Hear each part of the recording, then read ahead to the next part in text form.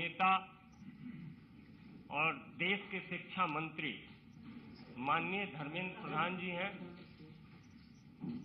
हमारे पार्टी के राष्ट्रीय महामंत्री श्री अरुण सिंह जी हैं और भारतीय जनता पार्टी के राष्ट्रीय मीडिया प्रमुख मुख्य प्रवक्ता सांसद अनिल बलूनी जी हैं।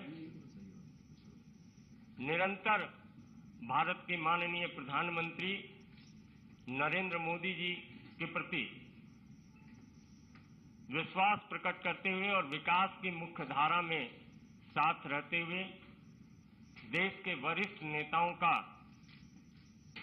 पार्टी के अंदर पार्टी के प्रति आस्था प्रकट करते हुए सदस्यता ग्रहण कर रहे हैं। ऐसे में बिहार की राजनीति में जंगल राज से परिवर्तन के सूत्रधार और पूर्व भारतीय प्रशासनिक सेवा के वरिष्ठ अधिकारी, पूर्व केंद्रीय मंत्री और सबसे विशेष बात जनता दल यू के पूर्व राष्ट्रीय अध्यक्ष माननीय रामचंद्र प्रसाद सिंह जी को माननीय धर्मेंद्र प्रधान जी से आग्रह होगा आज पार्टी की विधिवत सदस्यता ग्रहण करें।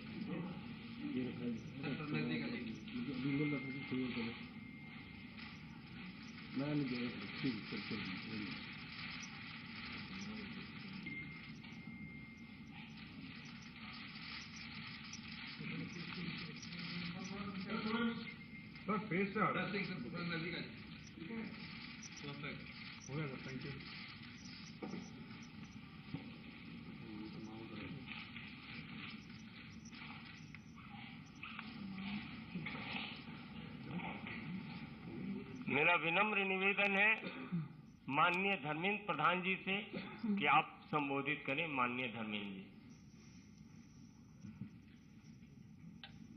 धन्यवाद संजय जी। मित्रों,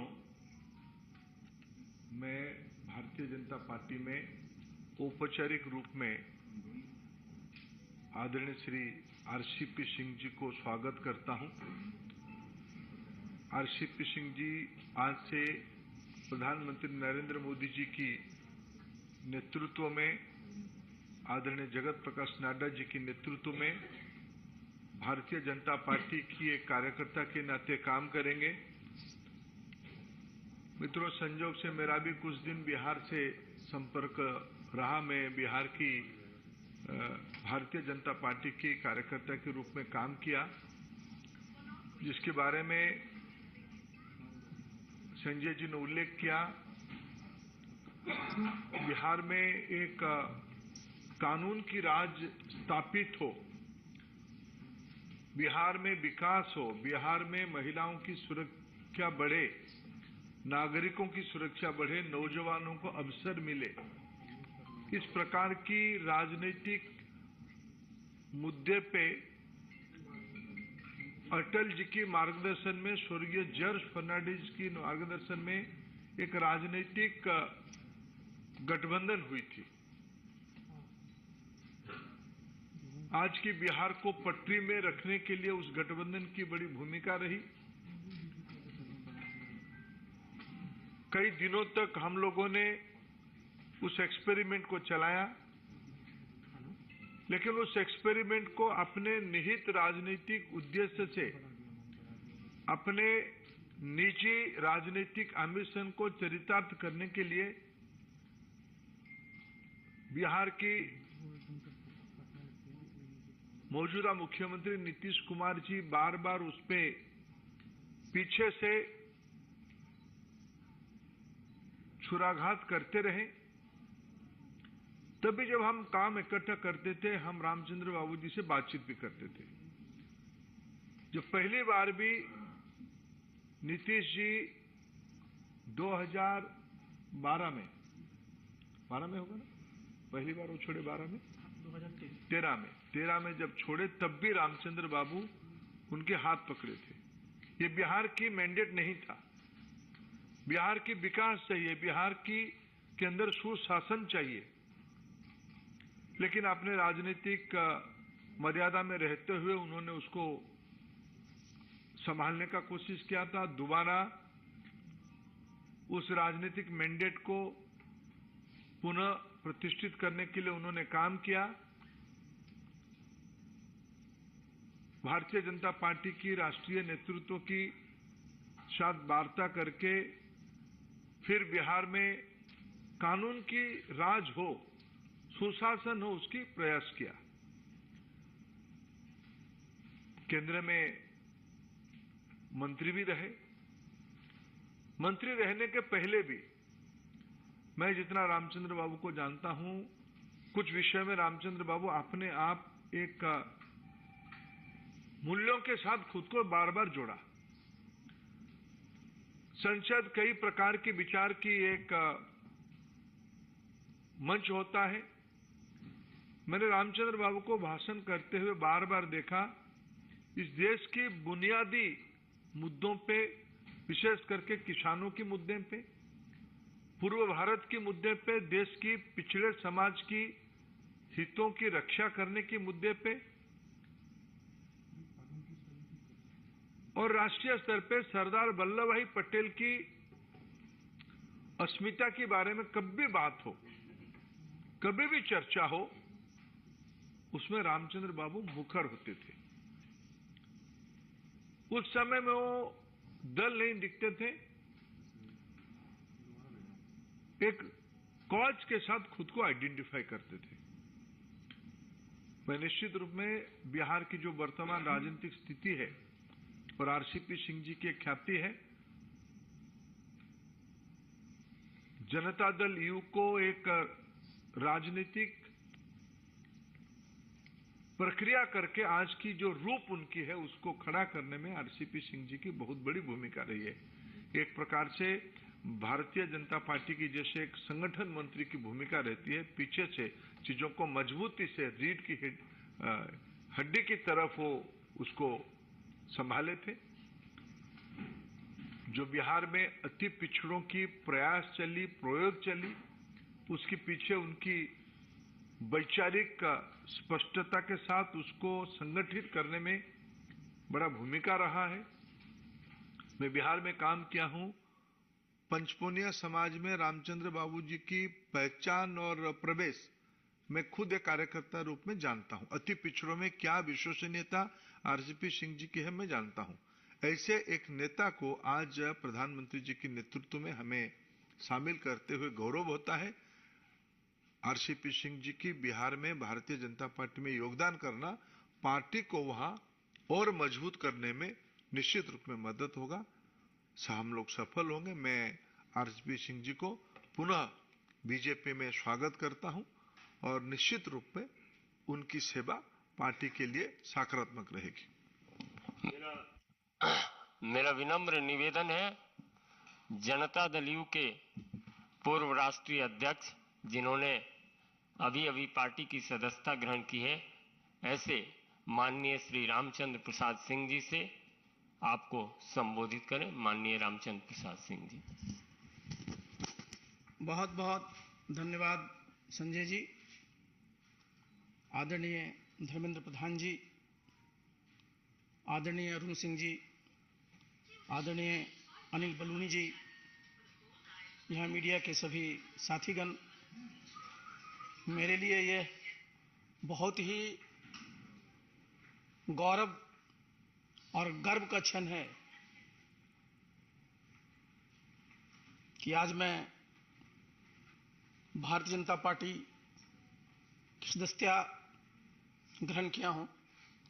इसके लिए सबसे पहले तो मैं माननीय प्रधानमंत्री जी को, पार्टी के राष्ट्रीय अध्यक्ष आदरणीय नड्डा जी को, गृह मंत्री आदरणीय अमित शाह जी को और जिनके हाथों से आज मैंने सदस्यता ग्रहण किया, आदरणीय धर्मेंद्र प्रधान जी के प्रति आभार प्रकट करता हूं कि मुझे आज यहाँ उन्होंने सदस्यता ग्रहण करवाया। और मैंने इसलिए अपना बताया कि गौरव की बात है कि आज आप देखिए विश्व की सबसे बड़ी आबादी का देश भारतवर्ष है, सबसे बड़ा लोकतंत्र भारतवर्ष है, और इस भारतवर्ष में सबसे बड़ी जो पॉलिटिकल पार्टी है, जो राजनीतिक दल है, वो भारतीय जनता दल है, भारतीय जनता पार्टी है। और इसकी सदस्यता ग्रहण करने में सचमुच अपने आप में एक गौरव महसूस होता है। और जितनी बात कह रहे थे अभी धर्मेंद्र जी, अभी मैं सुन रहा था, रोज मैं सुनता रहता हूं, आज भी आप सुनते रहते हैं, जो हमारे पहले नेता थे वो क्या बोलते हैं कि देश में कोई काम नहीं हो रहा है। हमने कई बार उनको आईना दिखाने की कोशिश की कि अगर कोई काम नहीं हो रहा है तो नीतीश बाबू ये बताएं कि आज भारतवर्ष दुनिया में 5वीं सबसे बड़ी अर्थव्यवस्था है। ये कैसे हुआ?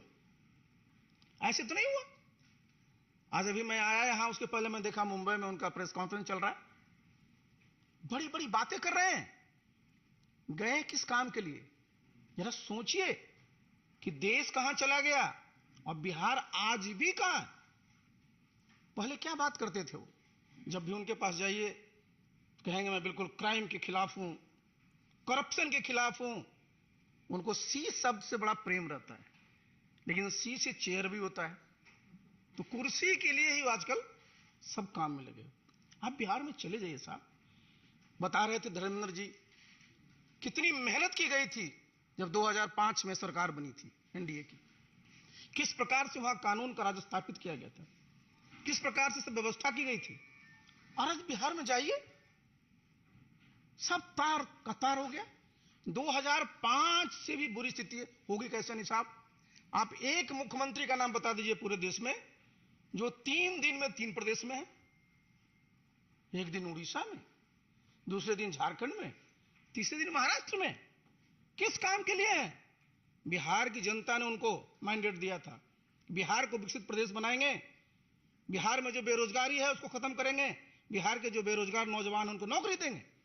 और आप लगे हुए कहां हैं? कहते हैं साहब मैं तो सबकी एकजुटता कर रहा हूं, विपक्षी एकता कर रहा हूं। नीतीश बाबू आप बार बार इतिहास की बात करते हैं, इतिहास भूलिए मत। हमेशा जब भी ये लोकसभा का चुनाव आता है, 2019 को याद कर लीजिए, उस समय भी साहब विपक्षी एकता की बात चली थी। 2019 में आप देखिए यूनाइटेड इंडिया करके रैली कितनी बड़ी बड़ी हुई थी, लेकिन आप क्या एकता करिएगा? आपका नेता कौन है? बिना नेता को एकता होता है क्या? नेतृत्व कौन करता है?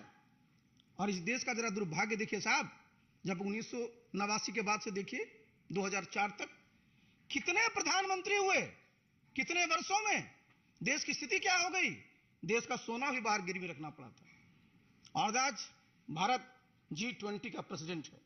मैंने जैसे पहले भी कहा 5वीं आर्थिक पावर है, और प्रधानमंत्री जी ने इस देश की एक पहचान दुनिया में दिया है। तो ये गौरव का सबके लिए विषय है। लेकिन किस काम में लगे हुए? बिहार को आगे नहीं ले जाना है, बल्कि जो मैं बार बार कहता हूं कि लोग उनको बोल देते हैं पीएम। तो मैं इस बात को कहा था कि नीतीश बाबू अब पीएम थे, पीएम हैं और पीएम रहिएगा। लेकिन पीएम का मतलब क्या होता है? पी मतलब पलटी, एम मतलब मार। पहचान क्या बनी है? बताइए साहब, कितने बार आपने विश्वासघात किया है? तो ऐसे साहब समाज का और देश का कल्याण नहीं होता है। तो मैंने इन सब चीजों के मद्देनजर मैंने तय किया कि मैं उस पार्टी का मैं राष्ट्रीय अध्यक्ष भी था। बिहार में उस पार्टी को मैंने गांव गांव तक पहुंचाया, जितने बूथ है वहां तक पहुंचाया। आज क्या स्थिति है? सब जितने कार्यकर्ता हैं सब हमसे पूछते हैं सर कुछ निर्णय लीजिए। आज निर्णय हुआ है, आप देखिएगा बिहार में नीतीश बाबू का कुछ नहीं बचेगा जी। अपने रहेंगे, उनके राष्ट्रीय अध्यक्ष रहेंगे, और जिसको मैं भुंजा पार्टी कहता हूं वो रहेंगे। बाकी सारा का सारा बिहार चाहता है कि केंद्र में जिस प्रकार से आदरणीय नरेंद्र मोदी जी देश के गरीब लोगों के लिए काम कर रहे हैं, उसी प्रकार से बिहार में भी काम हो। अब वो बताते हैं कि साहब गरीबों को कोई काम नहीं होता। भाई प्रधानमंत्री किसान सम्मान निधि योजना में तो गांव में रहता हूं, इस्तीफा देने के बाद अपने गांव में रहता हूं। किसी समाज का हो, किसी धर्म का मानने वाला हो, सबके खाते में 6,000 रुपया जा रहा है कि नहीं जा रहा? सबको महीने में प्रति व्यक्ति 5 किलो अनाज मिल रहा है कि नहीं मिल रहा है? ये क्या है नीतीश बाबू? ये साधारण उपलब्धि है। तो इसलिए साथियों, इन सब चीजों को देखते हुए मैंने सोचा कि जब आप फिर से वहीं पहुंच गए हैं, फिर से इनका क्या था, नीतीश बाबू का पूरा वजूद क्या था? इन्होंने संघर्ष किसके खिलाफ किया था? आरजेडी के खिलाफ। और आज उन्हीं के गोद में बैठे हुए हैं और कह रहे हैं आजीवन वहीं रहना है। तो मेरे ऐसा व्यक्ति के पास आस्था क्या था? मैंने 6 अगस्त को इस्तीफा दिया था और आज 11 मई को मैंने भारतीय जनता पार्टी की सदस्यता ग्रहण की है। बस भगवान से मैं यही प्रार्थना करूंगा, मुझे ताकत दें और मैं पूरी अपने सामर्थ्य के साथ इस दल की, इस देश की और प्रदेश की सेवा कर सकूं। बहुत बहुत धन्यवाद।